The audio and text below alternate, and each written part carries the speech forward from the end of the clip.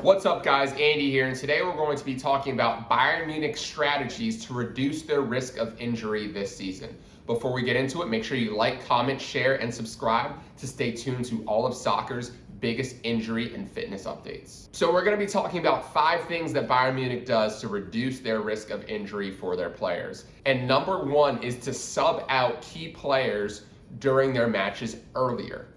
Now, Bayern Munich are a very deep team throughout center defense, center midfield, and even on the wings, but they are slightly weak in terms of depth in some areas of the pitch, such as center forward and left back. Now, this does seem tough to manage because Alphonso Davies and Robert Lewandowski are 2 of Bayern's most important players, but they don't necessarily need to play every minute of every match.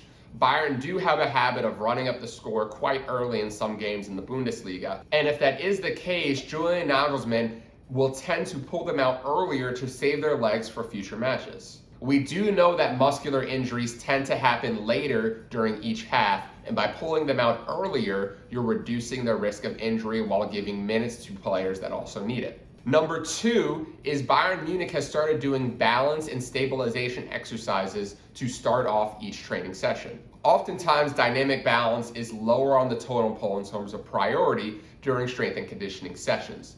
Now, by incorporating them into on-the-pitch exercises and doing them at the start of each training session, you're putting that at a high priority because it will get done every single session. Balance, stabilization, and proprioception exercises can be very beneficial to avoiding injuries such as ankle sprains, knee injuries, and so on. Number 3 is Bayern Munich acts on the data that they get out of their GPS units and uses them to adjust players' workload. By now, most top clubs have some sort of GPS units that each players wear to track their overall distance, their sprint speed, their accelerations, decelerations, and so on. What Bayern Munich has done differently this season is to take that data and use it to change the way each of their players train. If the training staff sees that a certain player is way over their amount of distance or sprint speed or accelerations or decelerations during training, they will pull them out earlier or give them an extra day off.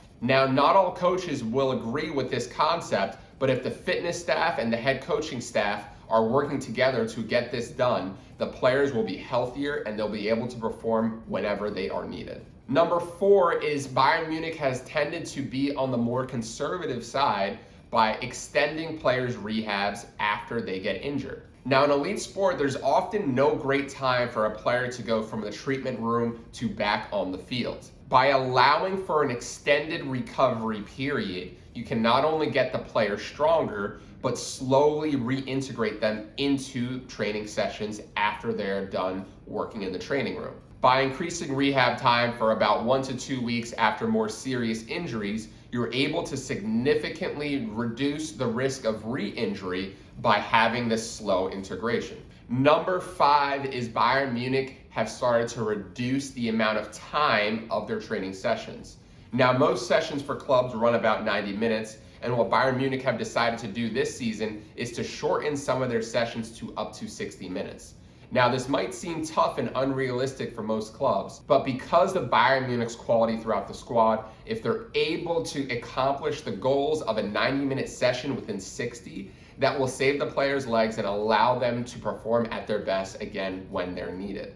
So, I hope you guys enjoyed this video. Be sure to like, comment, subscribe, and share with all of your friends to stay tuned to all of soccer injuries' biggest updates. Thanks, and I'll see y'all next time.